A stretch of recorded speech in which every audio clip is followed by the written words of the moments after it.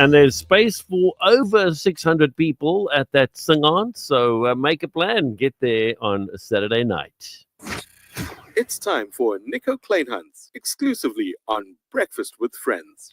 Immediately when I see the word real questions and real entrepreneurs, I just think of the fact that it's so easy for us to try and live in that space of fake it till you make it.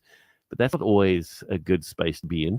However, Nico Kleynhans is a very real gentleman, and he's here to talk about those real questions from real entrepreneurs. Morning, Nico. Good morning. Often people assume that when they're running their business, the problem they're going to have is not enough money. Oh, yeah. That's not true. Okay. That's not true. A week ago, I was in the studio. We did a broadcast, and the one thing we can track is how many people watch the videos. Yeah, that's right. 1,000 people, as of last night, watched the video we put out last Tuesday. Okay. Of those 1,000 people, about a dozen sent me emails with various comments and questions. Brilliant. That happens every single week. And after a while, I begin to wonder, what impact does one have on these kind of broadcasts? I also get invited often to speak at industry gatherings. So these will be a lot of people who run similar businesses, and they gather together to have pity parties. Now, they think they're gathering together to have support groups, but no, it's a pity party. A pity party is when you look at what goes wrong, and the support group is when you find solutions for what goes wrong. That's the difference. To that. So one of the groups, to plan ahead, because you never know what you're going to find, I say, give me your questions ahead of time so that I can see what I'm going to find, because I don't know you from a bar of soap, and the 1 or 2 hours I have has got to be useful. Yeah.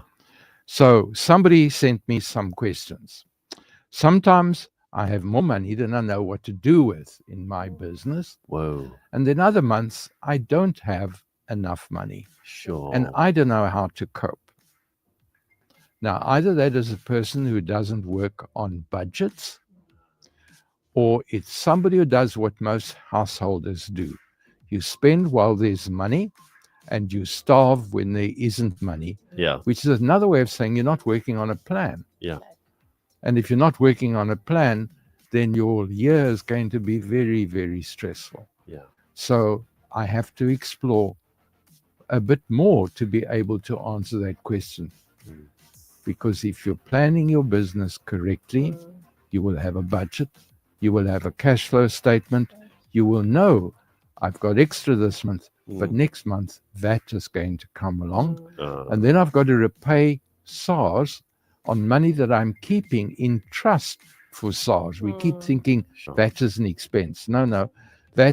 SARS is using you as a bank. They want their money back. That's it. Another one said, banks will only lend money to black women in South Africa. And that is a common perception that we have out there. It's actually a misnomer, hey? It is wrong. And we have to thank Shahida Musa for blowing that one up a couple of years ago.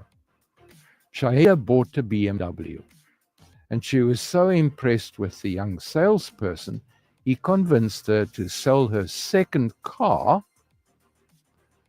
and buy another car. So she bought 2 cars in 1 month. Whoa. After a couple of weeks, she thought, hang on, this doesn't seem right. And she got an investigator involved. And that investigator managed to get the bank to release certain documents. Now they had to go to court to get it. And they found that there were 52 contracts from black women and 160 contracts from white clients that they investigated.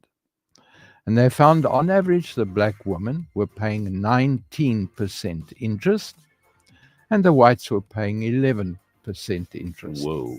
Now, if you work out the difference between a 19% and an 11%, that is critical. 19% means you're doubling the price of the item every 4 years.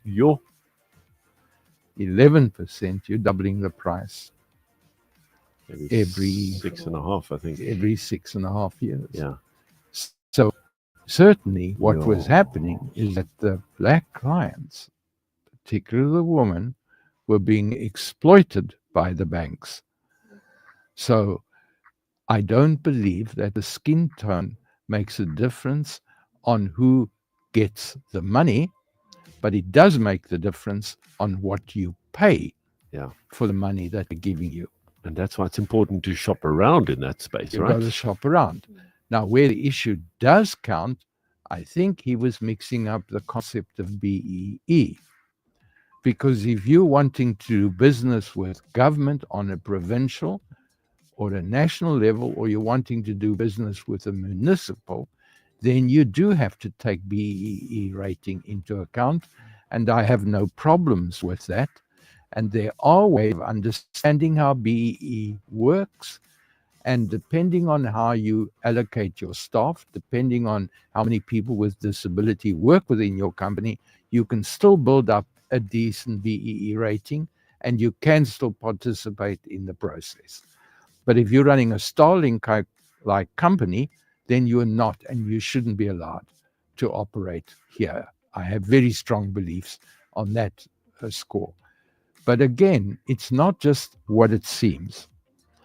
Then another one, I don't know what to charge my clients, and I don't know how to do that.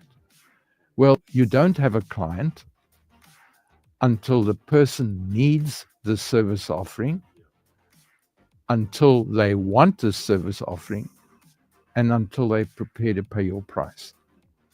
And if you're only selling based on price, then how do you know you're making a profit? Because if you sell below your total cost, then you're not making a profit anyway, and your business won't survive. And remember, your cost is not what that item cost you to buy, to resell. Your labor, your taxes, all the other issues that you have to sell are also part. And then lastly, the one that I think, how can I reduce my costs to support business growth? Please, if that's what you believe, go and get a coach.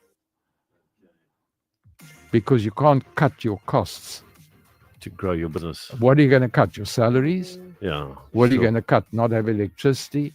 What are you going to cut? Put your shop in the wrong place where the foot traffic won't go by? Yeah. Get a business coach, folks. Yeah. Because it is a cost of running a business to get yourself trained, because it may be something simple. It may just be you're trying to do 36 hours of work in 24 hours and your family are suffering and you're burning out.